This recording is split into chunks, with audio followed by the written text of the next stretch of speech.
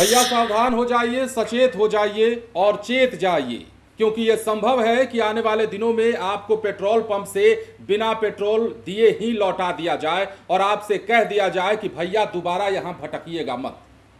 अब देखिए ना, सुप्रीम कोर्ट ने एक बड़ा आदेश जारी कर दिया है और यह आदेश उन तमाम वाहन चालकों पर भारी पड़ने वाला है जो अब तक हल्के में चीजों को ले रहे थे।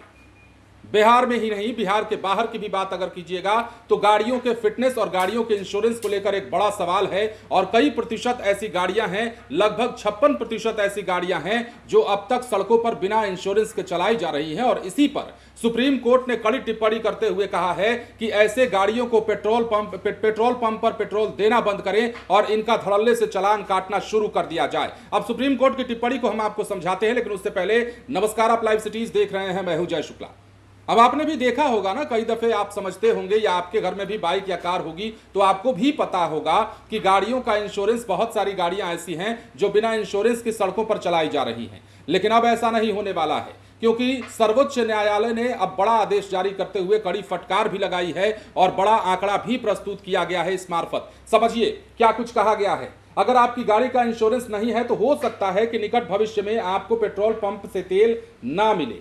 सुप्रीम कोर्ट ने मंगलवार को सड़कों पर बिना इंश्योरेंस वाली गाड़ियों के चलने की समस्या से निपटने के लिए यह सुझाव दिया कि जिन गाड़ियों का बीमा नहीं है उनका चालान काटो और ऐसी गाड़ियों को तेल देना भी बंद करो।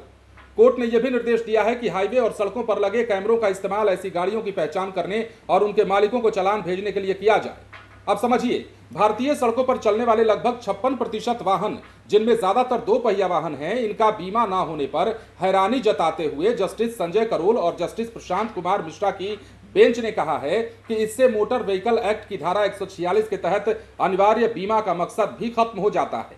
नतीजा ये होता है कि सड़क दुर्घटनाओं के पीड़ितों को मुआवजा पाने के लिए लंबे कानूनी संघर्ष से गुजरना पड़ता है। और यह सुप्रीम कोर्ट ने किसकी भलाई के लिए कहा है? उन्हीं लोगों की भलाई के लिए कहा है। अगर कुल आंकड़ों की बात कीजिएगा तो कुल 30 करोड़ से ज्यादा, मतलब 30.4 करोड़ रजिस्टर्ड वाहनों में से 16.5 करोड़ बिना बीमा वाली गाड़ियां हैं। सरकारी आंकड़ों के मुताबिक सड़क दुर्घटनाओं में 22% मामले बिना बीमा वाले वाहनों से जुड़े होते हैं। अब कानून क्या कहता है वो समझाते हैं आपको। एमवी एक्ट के मुताबिक जो लोग बिना valid motor third party insurance के बिना इंश्योरेंस वाली गाड़ियां चलाते हैं या फिर चलाने देते हैं, उन्हें कानून तोड़ने के लिए सजा हो सकती है, जिसमें जेल की भी सजा शामिल है। पहली बार अपराध करने पर 3 महीने तक की जेल या 2000 रुपए का जुर्माना या दोनों हो सकता है, और बाद में अपराध करने पर 3 महीने तक की जेल या फिर 4000 रुपए का जुर्माना या दोनों आपको हो सकता है। नियम ये कहता है।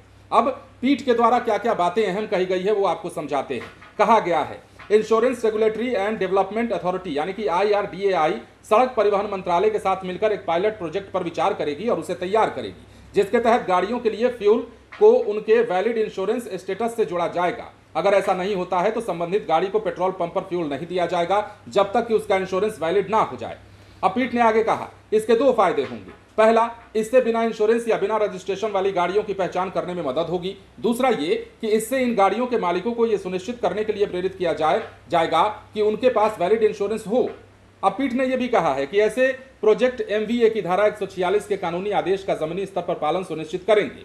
ये काम कैमरों के इस्तेमाल से किया जा सकता है। पेट्रोलियम और प्राकृतिक गैस मंत्रालय को सैद्धांतिक रूप से इस पर कोई आपत्ति नहीं है। बेंच ने यह भी कहा कि कानून का सख्ती से पालन होना चाहिए और निर्देश दिया कि राज्य की ट्रैफिक पुलिस को हैंड हेल्ड डिवाइस या फिर डाउनलोड करने योग्य ऐप दिए जाएं जो इंश्योरेंस इंफॉर्मेशन ब्यूरो और VAHAN पोर्टल के डेटा से जुड़े हों, ताकि जमीनी स्तर पर इंश्योरेंस स्टेटस की जांच की जा सके।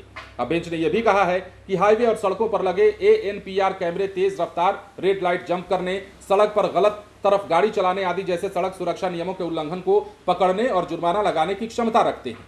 इसे आगे बढ़ाते हुए, और जैसा कि मोर्थ ने कुछ राज्यों में पहले ही लागू किया है, अब समझिए, गाड़ियों के इंश्योरेंस के रहने का नतीजा होता है कि दुर्घटना के शिकार लोगों और उनके परिवारों को उचित समय के भीतर पर्याप्त मुआवजा नहीं मिलता है। मतलब जिनके पास इंश्योरेंस नहीं रहता है उनकी बात कर रहे हैं।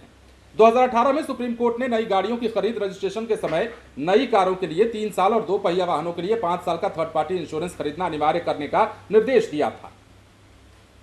अब यह देखते हुए कि बड़ी संख्या में गाड़ियां जो हैं बिना इंश्योरेंस के रहती हैं। बेंच ने इस अवधि को 1 साल बढ़ा दिया और निर्देश दिया कि अब से खरीदार को नई कारों के लिए 4 साल और नए दोपहिया वाहनों के लिए 6 साल का थर्ड पार्टी इंश्योरेंस खरीदना होगा। इतना सब कुछ करने के बाद भी अगर आंकड़ा ये निकलकर सामने आता है कि देश की सड़कों पर चलने वाली 56% गाड़ियां बिना इंश्योरेंस के हैं, तो समझिए कितनी बड़ी बात है। और इस मामले की गंभीरता को सुप्रीम कोर्ट ने समझते हुए सुप्रीम कोर्ट ने कड़ी आपत्ति जताई है और कहा है कि ऐसे गाड़ियों का चालान काटा जाए और ऐसे गाड़ियों को पेट्रोल पंप पर पेट्रोल नहीं दिया जाए।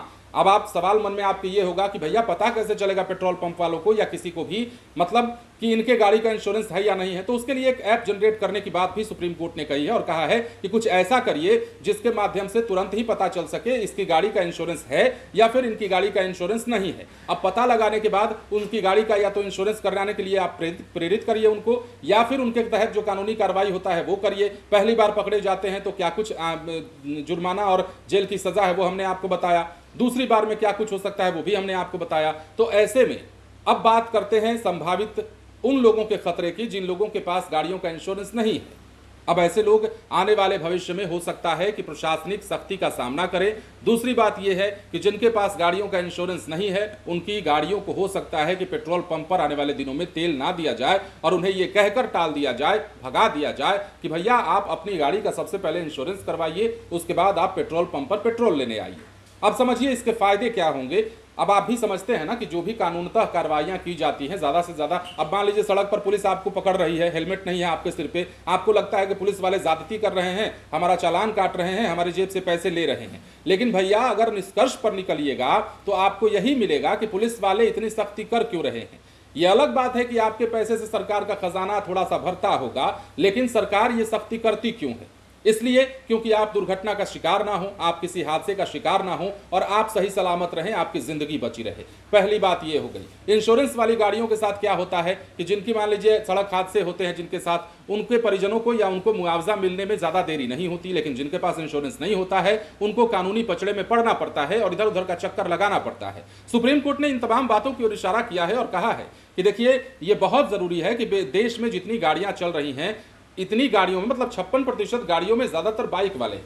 तो समझिए कि बाइक वालों की ही बात कर लेते हैं। बाइक वाले लोग जितना भी चल रहे हैं इनका इंश्योरेंस पर ज्यादा ध्यान देना होगा, क्योंकि बाइक्स ज्यादा एक्सीडेंट का शिकार होती हैं, दुर्घटनाओं का शिकार होती हैं। और वैसे भी नियम कानून जो कहता है उन कानूनों का पालन करिएगा तभी तो सड़क पर चलिएगा ना। तो सरकार ने भी और सुप्रीम कोर्ट ने भी अब तो सख्ती कर दी है और कह दिया है कि भैया ऐसे लोगों को आप नोटिस करना शुरू करिए।